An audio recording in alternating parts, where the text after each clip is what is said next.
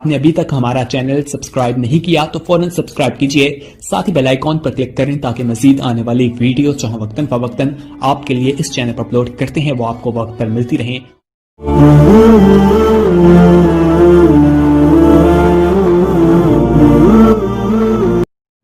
नबी अकरम सल्लल्लाहु अलैहि वसल्लम ने मुतअद्दिद तरीके भी इरशाद फरमाए कि गुस्से को कैसे फ्रो किया जा सकता है, कैसे इसको कंट्रोल में लाया जा सकता है।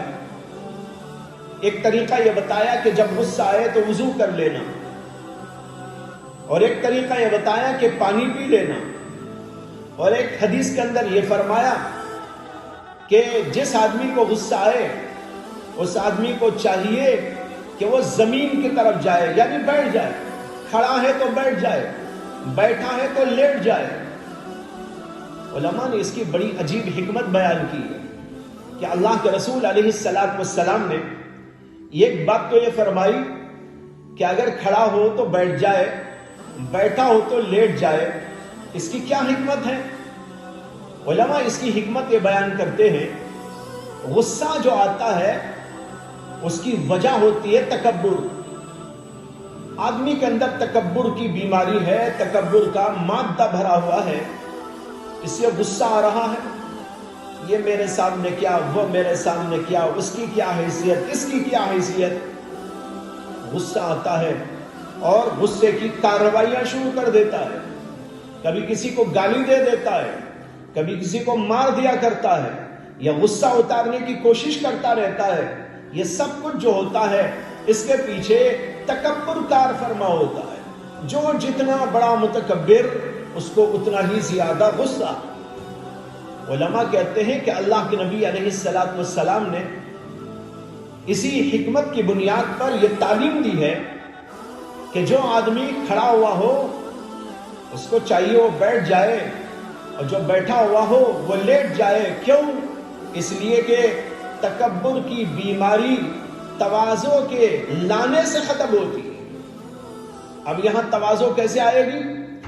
खड़ा हो तो बैठ जाए, जमीन के करीब हो जाए। चुनांचे उस हदीस के अल्फाज है इलल अर्ज़, जमीन की तरफ जाए, जमीन की तरफ जाए। क्यों जमीन की तरफ जाए?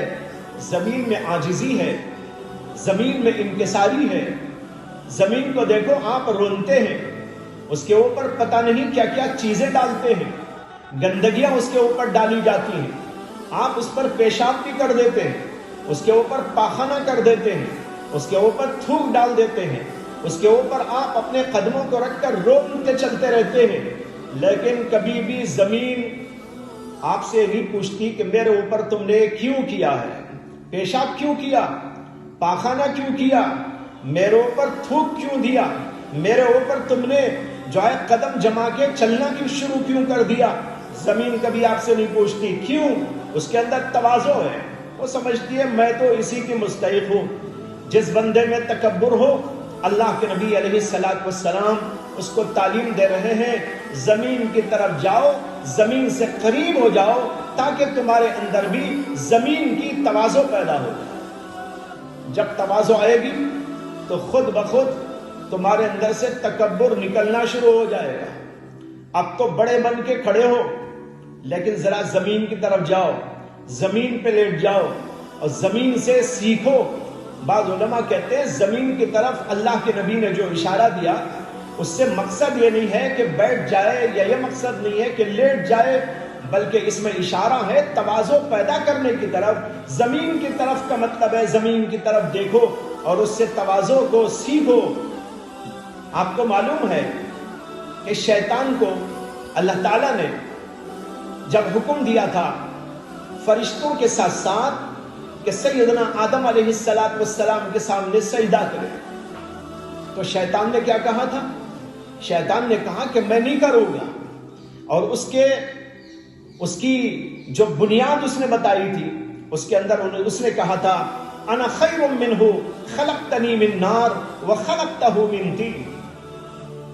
ऐ अल्लाह, मैं तो इनके सामने झुकने वाला नहीं हूं, इसलिए कि मैं तो आदम से बड़ा हूं, आदम से ज्यादा बेहतर हूं, आदम से ज्यादा भलाई मेरे अंदर है, इसलिए कि آپ نے مجھے تو آنکھ سے پیدا کیا ہے اور اس کو مٹی سے پیدا کیا. حضرت آدم کو، انسان کو اللہ نے مٹی سے پیدا کیا ہے اور شیطان کو اللہ نے آنکھ سے پیدا کیا. اس کے اندر تکبر تھا اور سیدنا آدم علیہ السلام کے اندر تواضع ہی تواضع تھی.